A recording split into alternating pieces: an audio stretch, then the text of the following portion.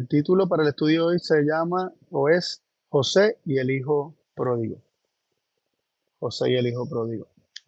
La semana pasada estuve reflexionando, el sábado pasado estuve reflexionando sobre esto y quise compartirlo. Eh, Llevo toda la semana pensando en esto y capaz que tuviera muchísimo más si uno sigue buscando y escarbando. Eh, y lo comparto con cada uno de ustedes. Quisiera comenzar por la historia de José. Y cuando digo José me refiero a José, el hijo de Jacob. José, el hijo de Jacob, cuya historia está relatada en el libro de Génesis, en el primer libro de la Biblia. Y quisiéramos considerar varias cositas antes de comenzar a leer versículos. Quisiéramos considerar algunos detalles de la historia de José. José era el hijo varón número 11 de 12 hijos varones que tuvo Jacob. Y fue el primer hijo varón que le dio su esposa Raquel, a quien él amaba eh, de forma más profunda, ¿no? Y, y Jacob desarrolló cierto favoritismo por José, dice que le amaba más que que a sus otros hijos, y era evidente, y esto le molestaba a sus otros hijos al punto que no le podían, dice la palabra de Dios, no le podían hablar pacíficamente a José, todo se lo decían a regañadientes, todo lo que le hablaban eran palabras fuertes, palabras ásperas, palabras de desprecio. Entonces, también José, pues, era enviado por su padre eh, a verificar, ¿verdad?, cómo estaban haciendo sus hermanos. Y, y pues José, pues, relataba las cosas malas que hacían, su mala fama que había este, en la región, etcétera. Todo esto incomodaba cada vez más a, a los hermanos de José porque veían a José como un soplón también, ¿no? Entonces lo que les molestó también fue el asunto de lo de la túnica de colores que le fue otorgada como un regalo especial de parte de su padre Jacob a José, cosa que no había hecho por ninguno de sus otros hijos.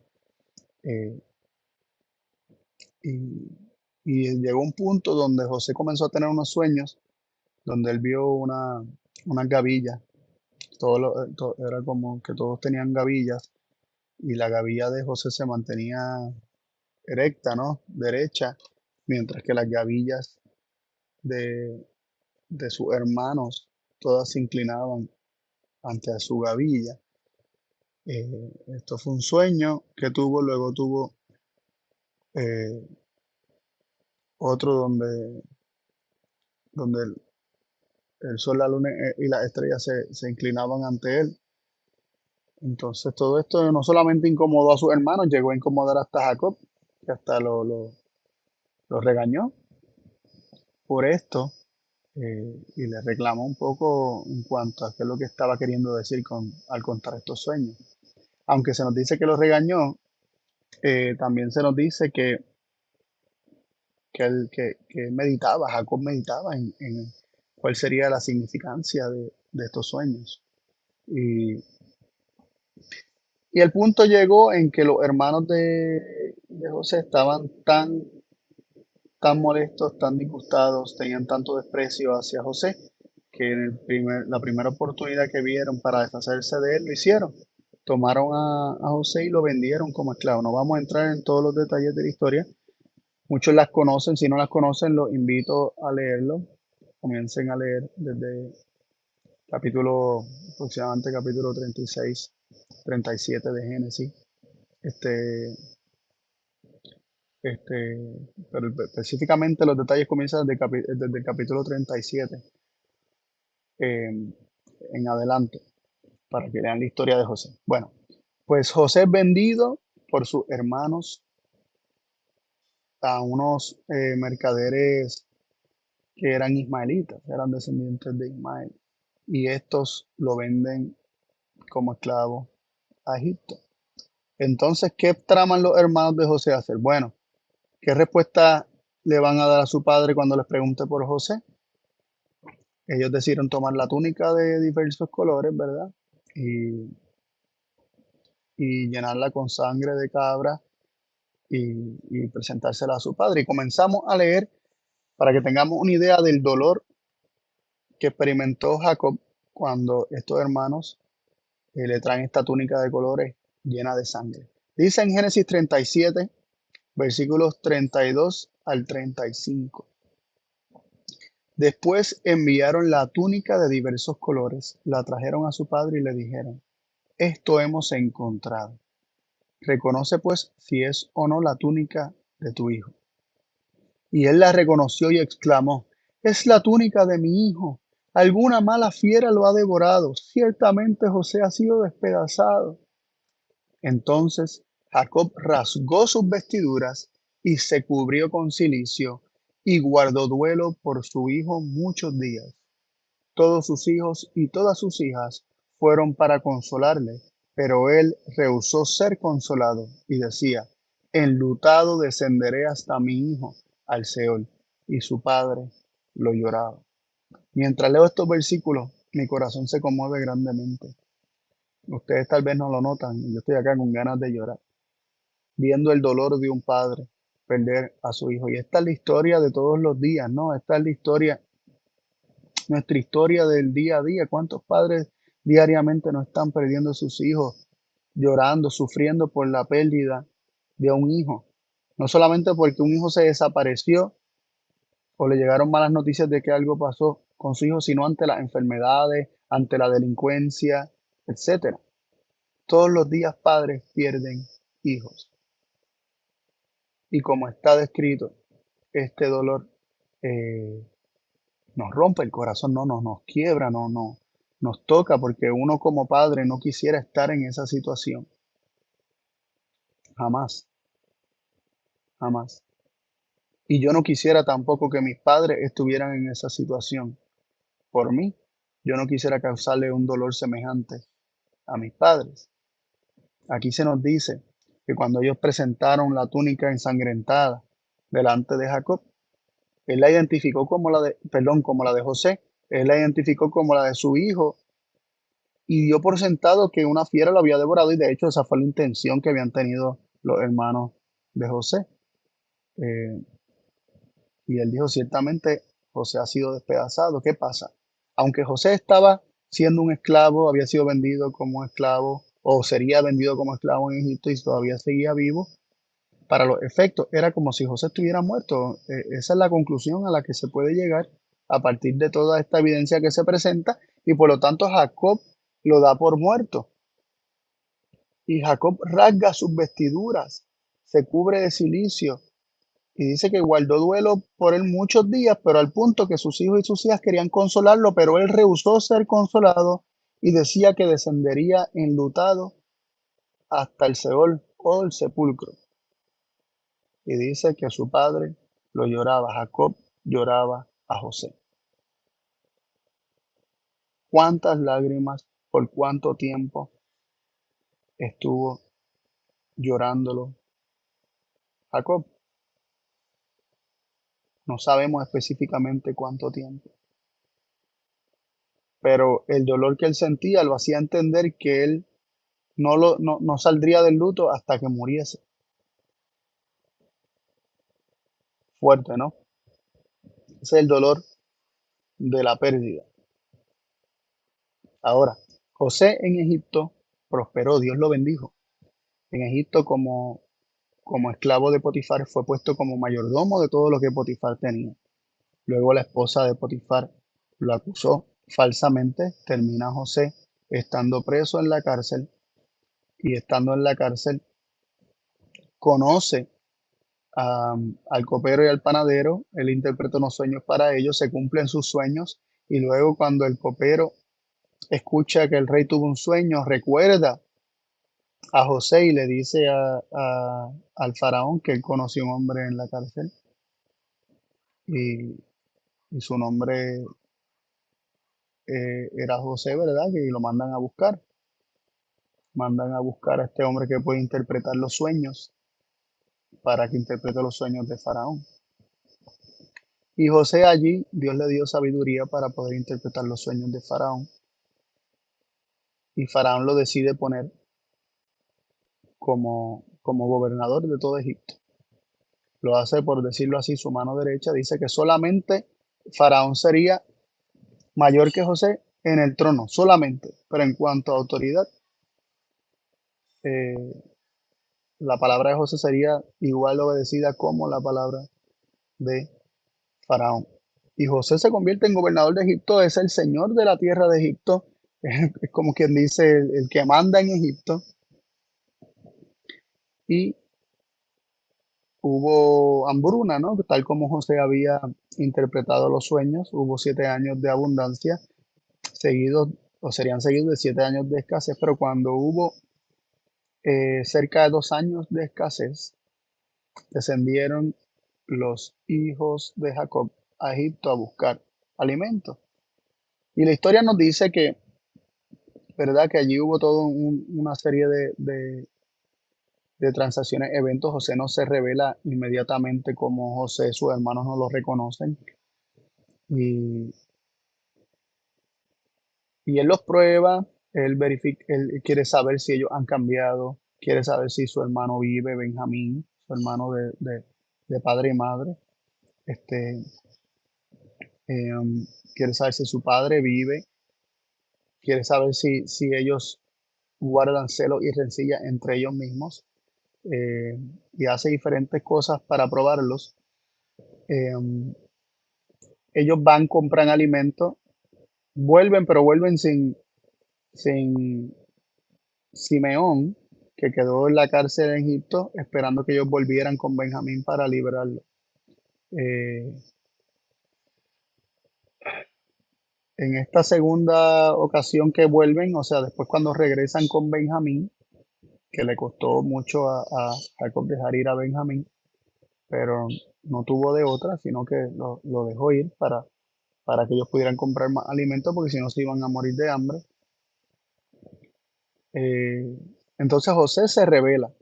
En esta segunda ocasión, José se revela a sus hermanos después de confirmar que Benjamín estaba bien, que sus hermanos de alguna manera habían cambiado, que estaban arrepentidos de las cosas que le habían hecho a José, y,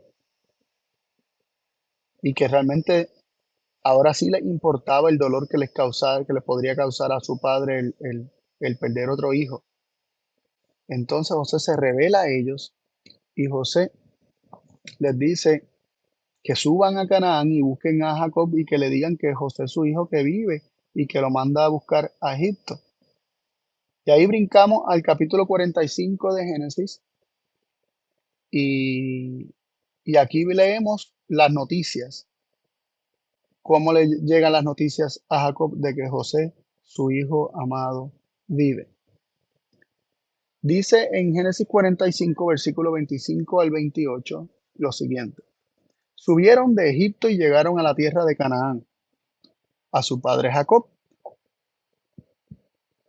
y le dieron la noticia diciendo, José vive aún, él es el gobernador de toda la tierra de Egipto. Pero él se quedó pasmado porque no les podía creer. Ellos le contaron todas las cosas que José les había dicho, y al ver las carretas que José enviaba para llevarlo, el espíritu de Jacob su padre revivió.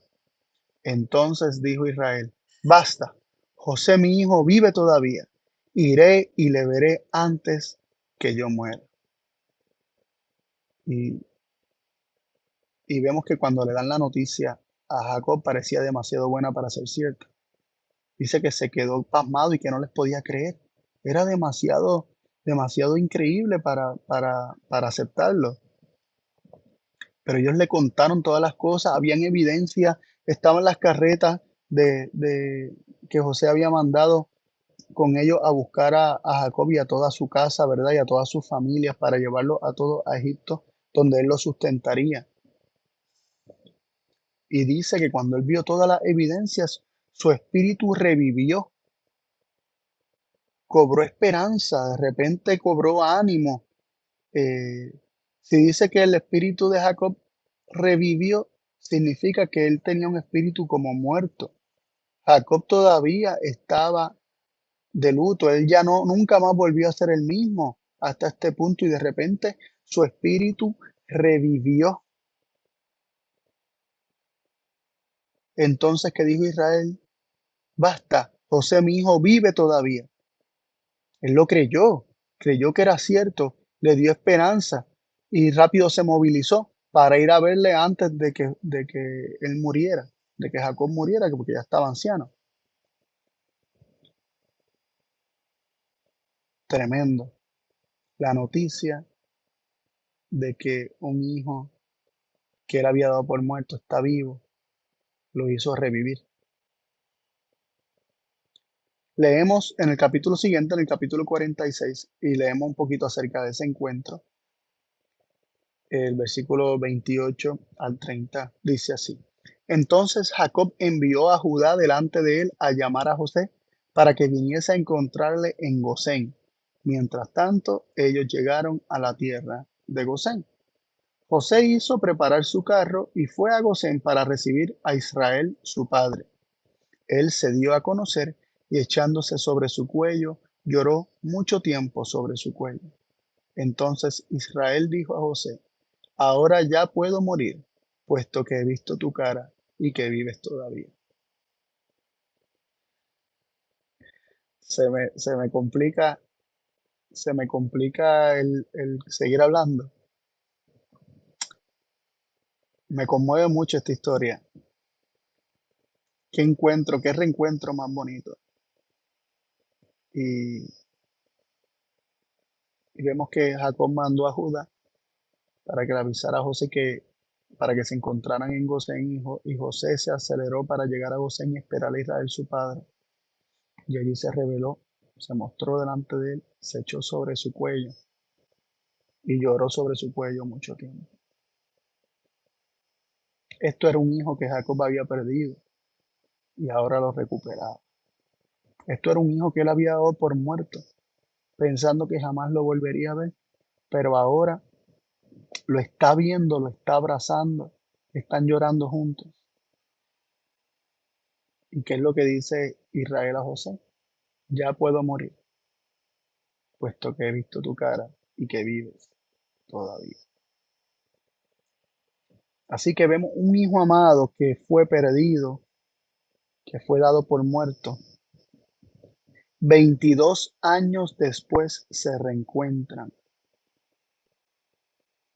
Jacob lo perdió cuando José tenía alrededor de 17 años y lo recupera cuando José ya tiene 39 años. 22 años después se reencuentran. ¿Cómo sabemos que esta era la edad de José? Bueno, esto es un detalle que no, no es tan importante, ¿verdad? En cuanto al tema que llevamos, pero por los curiosos, José tenía, la Biblia nos dice que tenía 30 años cuando se presentó delante de Faraón para contarle sus sueños. Inmediatamente sucedieron 7 años de abundancia, llegamos a 37 años y luego sucedido por 7 años de escasez, pero estaban en el segundo año de escasez porque José le dice a sus hermanos que todavía faltan 5 años más de escasez de hambruna, así que ya habían pasado dos, llegamos a 39. Así que así como sabemos que han pasado 22 años. 22 años donde el espíritu de Jacob estaba como muerto. 22 años donde Jacob estaba en luto por su hijo José. 22 años de dar por muerto a un hijo y que este hijo aparezca y aparezca vivo y aparezca lleno de bendición y que realmente Dios lo había exaltado a unos puestos eh, sumamente privilegiados en la corte egipcia. Era un hombre importante, era un hombre de bendición. Tan importante que José mismo dice que, que Dios lo había puesto como padre de Faraón. O sea, Faraón lo tomaba como un padre. Es posible que Faraón fuera aún más joven que José y que recibiera consejo de José como, como un hijo recibe consejo de un padre. Posiblemente fuera como un padre espiritual también en ese sentido. Así que el hijo que se había dado por muerto ahora estaba vivo y el encuentro fue sumamente emotivo, fue de abrazos, de llanto, de lloro.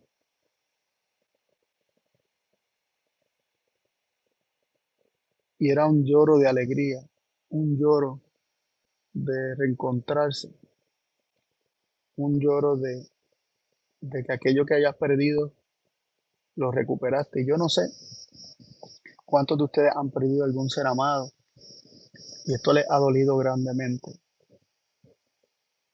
¿Acaso la esperanza de la resurrección de los muertos no debiera encender en nosotros eh, eh, ese gozo, eh, esa seguridad como la de Jacob, que su espíritu se revivió, ¿no? Y, y tengamos esa esperanza de volver a ver a nuestros seres amados eh, para nunca más ser separados de ellos. Eh, no sé, no sé. Pienso en muchas cosas, ¿no? Pero mientras meditaba en esta historia y en este encuentro, un detalle me llamó la atención y fue ese detalle de cómo se echó sobre su cuello. José y Jacob se echaron el uno al otro sobre el cuello y lloraron al encontrarse. Y la expresión de Jacob era que ya eso hizo su vida. Ya ninguna otra alegría después de eso podría ser mayor que la que estaba experimentando, porque el hijo que dio por muerto ahora lo había recuperado, sus ojos habían visto a su hijo, ya podía morir tranquilo. No, tal vez no esperaría ninguna otra experiencia que pudiera superar esta en cuanto a generar gozo en su corazón. Ahora, en el Nuevo Testamento hay una parábola de un padre que perdió un hijo. Este hijo estaba como muerto y este padre lo recupera. Vamos a leerlo allí, algunos versículos de la parábola del hijo pródigo, en Lucas capítulo 15, eh, en los versículos eh, del 11. Vamos a leer algunos, vamos a leer el 11, el 12, el 13, el 17 al 24 luego. Y les comento el contexto de esta parábola. Jesús ha contado ya dos parábolas anteriores. Está la de la oveja perdida, la de la moneda perdida. Y estas parábolas son comparadas con la alegría y el gozo que existe en el reino de los cielos cuando un pecador se arrepiente, cuando un hijo que estaba perdido es rescatado. Dice Lucas 15, del 12 al 13, perdón, del 11 al 13, dijo además, un hombre tenía dos hijos. Entonces Jesús, que además de las otras dos parábolas, dijo, un hombre tenía dos hijos. El menor de ellos dijo a su padre, Padre, dame la parte de la herencia que me corresponde. Y él le repartió los bienes. No muchos días después, habiendo juntado todo, el hijo menor se fue a una región lejana y allí desperdició sus bienes viviendo perdidamente. Aquí paramos un momento antes de continuar en el versículo 17. Vemos que hay un padre que tiene dos hijos y el menor le dice, dame la parte de la herencia que me corresponde. Las herencias se daban posterior a la muerte. Eh, La herencia normalmente se recibe después de que los padres mueren. Este hijo está pidiendo una herencia. Prácticamente él, para él es más importante la parte que le toca que la propia vida de su padre. Y este padre, accediendo al pedido de ese hijo menor, que ya no quería seguir viviendo en la casa de su padre, quería irse para vivir como le diera la gana. El padre accede a ese pedido y dice que le repartió los bienes. Y piensen, este hombre que tenía una hacienda porque tenía jornaleros que más adelante se menciona, tuvo que vender, tuvo que vender bienes para poder darle la parte que le correspondía.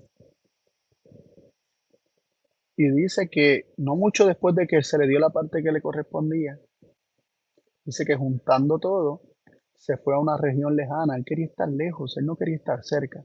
Él quería estar lejos de su padre.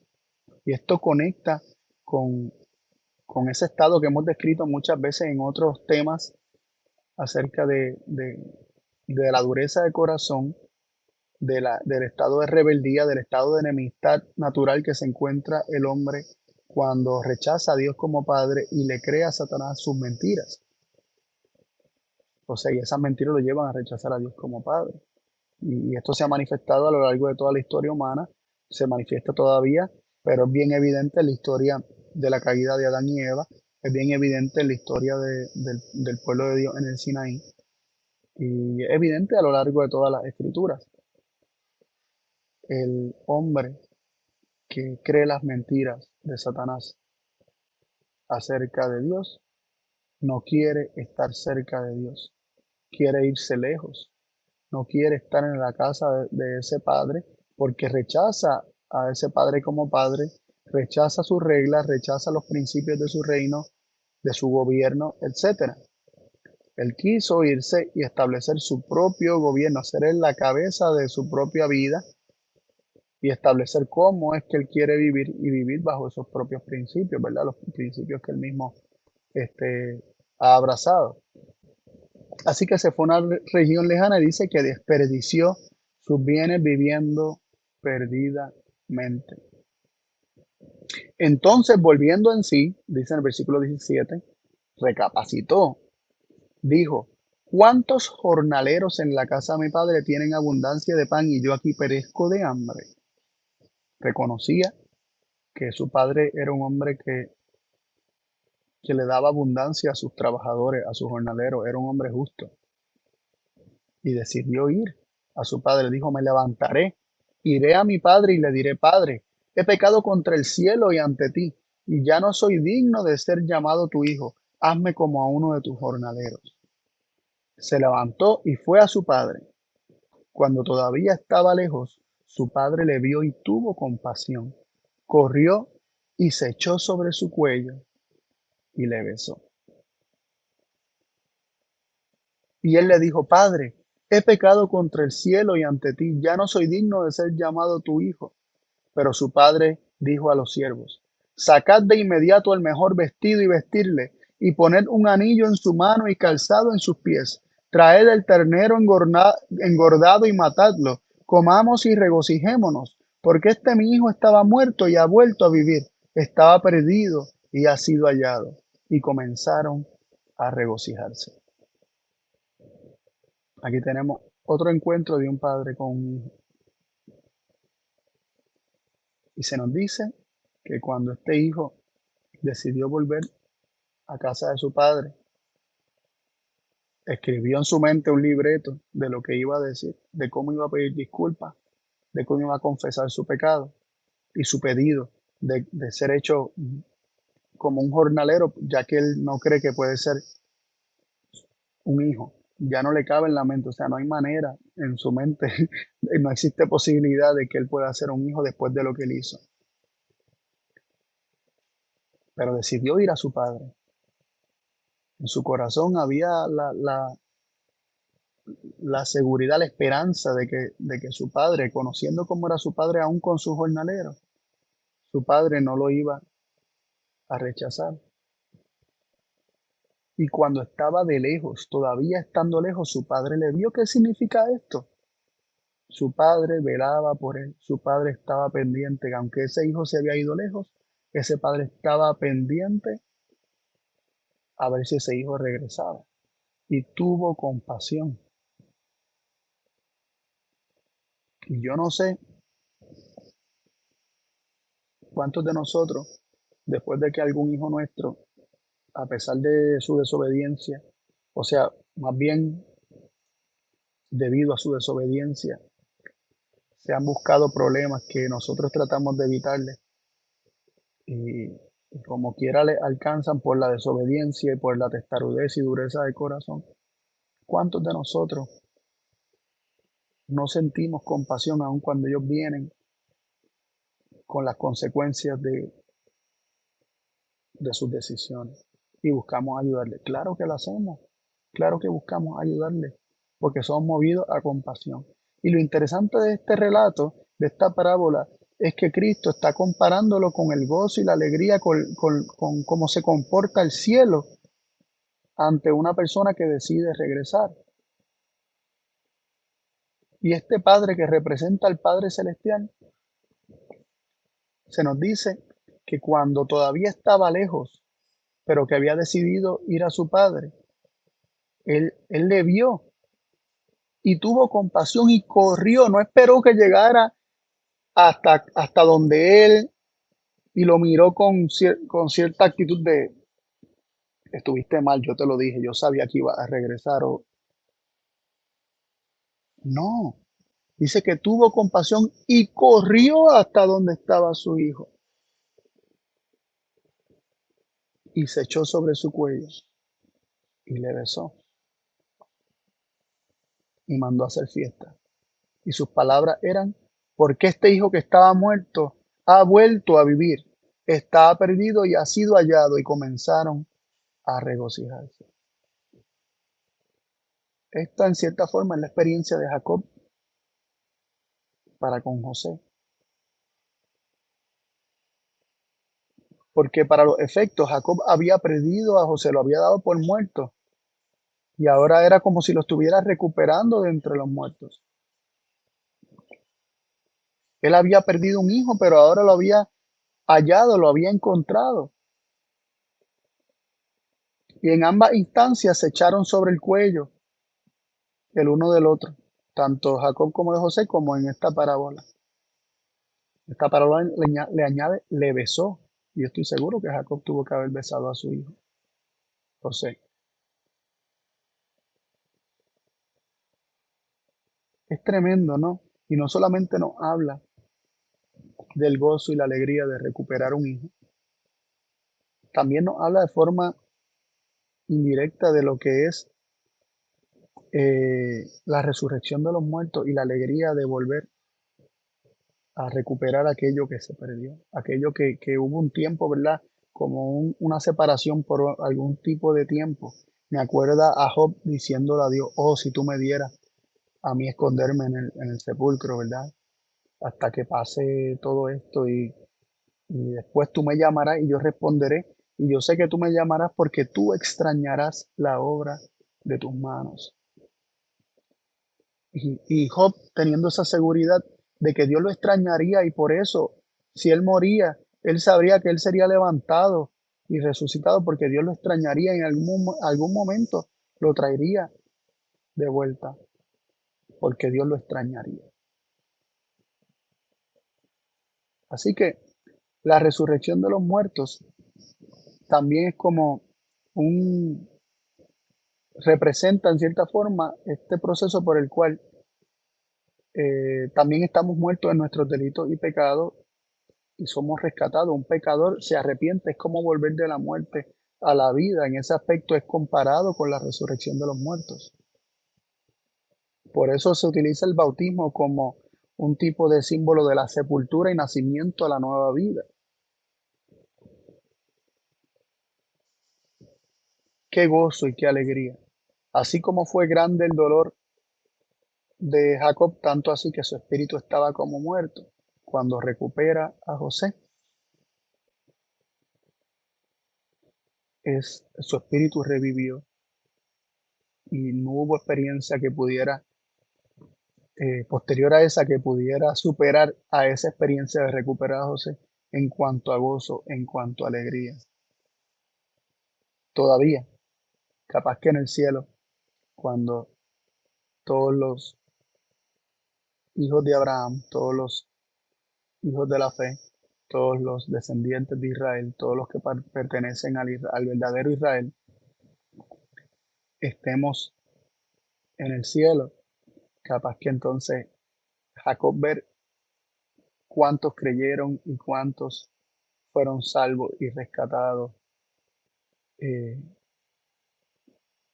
por medio de Cristo, que es descendiente de Jacob, tal vez ese gozo, obviamente eso va a ser un gozo superior, pero en la vida de Jacob aquí en la tierra, No podríamos describir otra experiencia que le causara más gozo a Jacob que el de recuperar a su hijo José. Ahora sí podía morir. Me viene a la mente también, pensando en estas cosas, me viene a la mente la historia o sea, el dolor que experimentó David cuando perdió a Absalón, que está registrado en Segunda de Samuel, capítulo 18, si no me equivoco, y el último versículo, que no recuerdo cuál es del capítulo, pero está allí, que decía: oh Absalón, hijo mío Absalón, ¿quién me diera a mí morir en tu lugar? Un hijo rebelde, un hijo malo que se fue, un hijo que buscó la muerte de su propio padre. Y David está llorando amargamente por la pérdida de ese hijo. ¿Y acaso esto no nos habla acerca de nuestro Padre Celestial, de su amor, del dolor que él experimenta cuando, así como ese padre de la parábola del hijo pródigo, tiene que dejarnos ir? Nos dice Osea 11:8: ¿cómo he de dejarte, oh Efraín? ¿Cómo he de entregarte, oh Israel? ¿Cómo he de hacerte como Adma o ponerte como a Zeboín? Mi corazón se revuelve dentro de mí, se inflama toda mi compasión. ¿Cuál es el dolor de Dios al tener que dejarnos ir cuando nosotros ya no queremos estar más cerca de Él? Es un dolor profundo y se asemeja y se compara con el dolor que Jacob experimentó cuando en cierta forma perdió a José. No que José fuera un hijo rebelde, pero fue separado, arrancado de su padre. Imagínense el dolor de la rebeldía, el dolor que provoca un hijo rebelde, el dolor de, de perder a un hijo. Y este hijo que se pierde es un hijo rebelde, pero Dios describe su relación para con este hijo, con las figuras paternales más tiernas que podríamos encontrar en la Biblia. Nos dice allí mismo en el capítulo 11 de Oseas, versículos del 1 al 4. Dice que cuando Israel era muchacho, yo le amé y de Egipto llamé a mi hijo. Mientras más los llamaba, más se iban ellos de mi presencia. A los Baales ofrecían sacrificio y a los ídolos quemaban incienso. Esto es el mismo que él está sufriendo por entregar. Sigue diciendo en el versículo 3 de Osea 11: pero fui yo el que enseñó a caminar a Efraín tomándolo de sus brazos. Sin embargo, no reconocieron que yo los sanaba. O sea, se describe bajo la imagen de un padre enseñándole a caminar a un hijo, aguantándolo por sus brazos y dejando que el bebé camine. Dice: con cuerdas humanas lo atraje, con vínculos de amor. Fui para ellos como los que ponen un bebé contra sus mejillas y me inclinaba hacia ellos para alimentarlos. Miren cómo habla de este proceso de tomar un bebecito y pegárselo, así pegarse sus mejillas. Dice: me inclinaba hacia ellos para alimentarlos. Yo los alimentaba.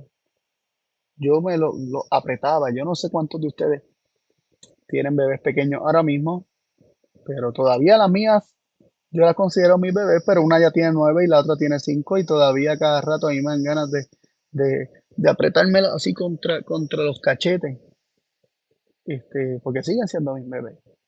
Pero cuánto más no lo hacía cuando eran más pequeñitas. Ya me dicen: ay papá, no, que me pica tu barba o lo que sea. Pero cuanto más pequeñitas, no me decían nada de eso. Y, y yo me las disfrutaba, ¿no? El poder hacer eso. Dios está utilizando esa imagen para decir cómo Él se siente para con nosotros, para luego decir en el versículo 8 que no encuentra cómo entregarnos y cómo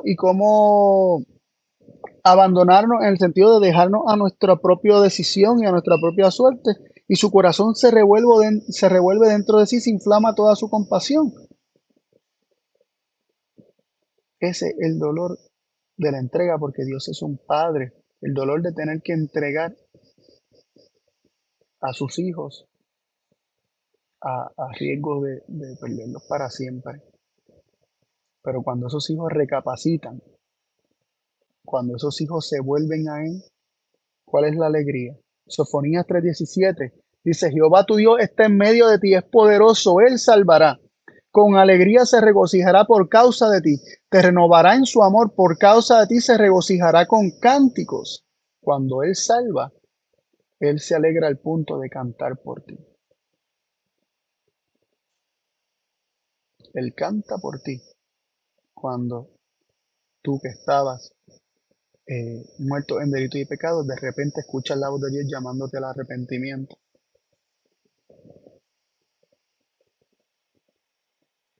Él te llama como que eres suyo, como que tú le perteneces. Te llama por tu nombre. El amor de Dios para contigo, para conmigo, es personal, es individual, es como si fuéramos los únicos para Él.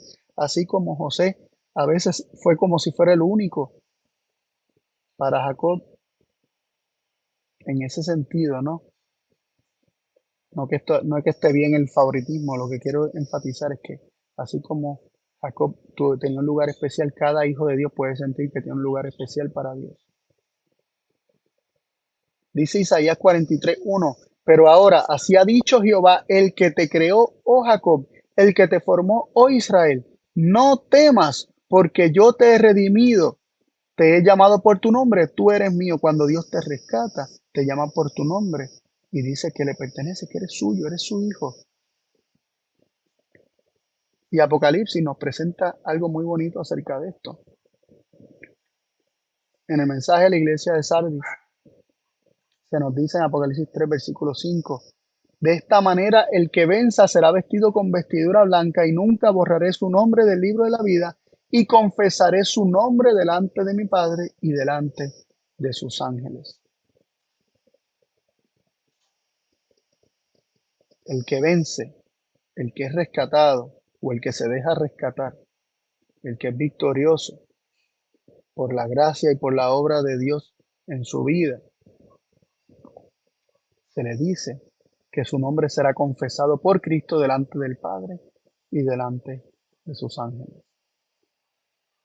Y esa confesión, ¿cuál es? Es llamarte por nombre y es decir, tú eres mío. Cristo confiesa nuestro nombre. Somos llamados. Él simplemente no pasa lista. Él confiesa el nombre y para asegurarnos que realmente eso es un llamado para acercarnos confiadamente al trono donde está Él al lado de su Padre. Dice en Apocalipsis 3:21, en el mensaje de la Odisea, dice, al que venza también, yo le daré que se siente conmigo en mi trono, así como yo también he vencido y me he sentado con mi Padre en su trono. Ambos son al que venza. Uno confiesa su nombre delante del Padre, otro ya está sentado con Cristo en su trono, así como Cristo se ha sentado con el Padre en el trono del Padre. Así que vemos a Cristo confesando el nombre, llamando por tu nombre, nosotros yendo hacia Él y sentándonos con Él, donde Él está sentado con su Padre.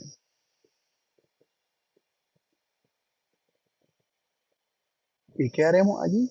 Veremos el rostro de Dios, nos dice Apocalipsis 22, 3 y 4, y toda cosa maldita no será más, sino el trono de Dios y del Cordero estará en ella, y sus siervos le servirán, y verán su rostro, y su nombre estará en su frente. Veremos el rostro de Dios.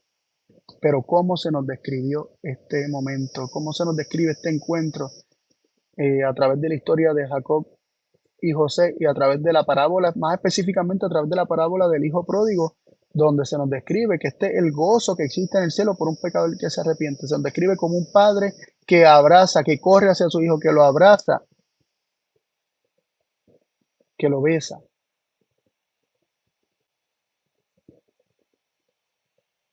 ¿Acaso esto no nos está pintando a un padre que cuando seamos llamados por nombre y estemos como hijos rescatados, como aquellos que fueron sacados de muerte a vida, acaso esto no nos dice que nuestro Padre se regocijará, que cuando veremos su rostro veremos toda su alegría de poder tenernos con Él? y que nos abrazará.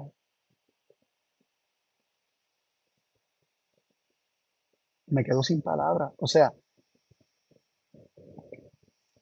nada más la imagen, la idea, porque la imagen no me la puedo hacer por la idea de Dios el Padre recibiéndonos como sus hijos, con abrazos, con llanto, con cánticos, de la alegría de que nosotros, de manera general, todos, pero de forma individual y llamando a cada uno por nombre, tenga esta audiencia delante de Dios y que somos motivo de esa alegría y de esa celebración de forma individual y particular, cada uno de nosotros.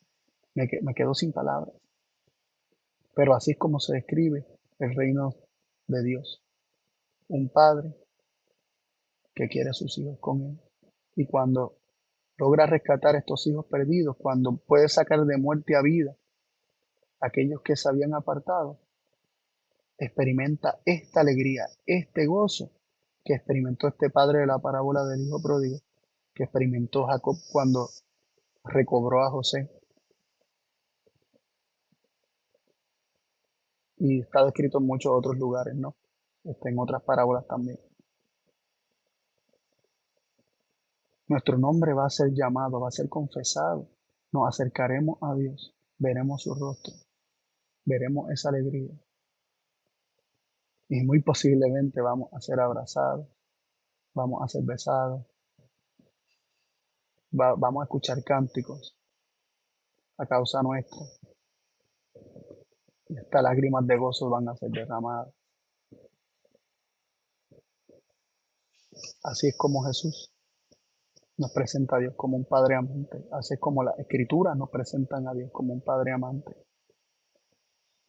Y yo entiendo que en cierta medida todos nosotros podemos identificarnos con ese hijo pródigo, con ese hijo que estaba muerto y ha sido rescatado. Tú puedes ser el motivo de esa alegría que experimente Dios, tan grande como la que se escribe en Jacob y se escribe en el padre de la parábola del hijo pródigo. Si escuchas de alguna manera la voz de Dios, no endurezcas tu corazón. Él te está llamando para hacer fiesta una vez tú llegues a Él, porque tú eres su hijo amado.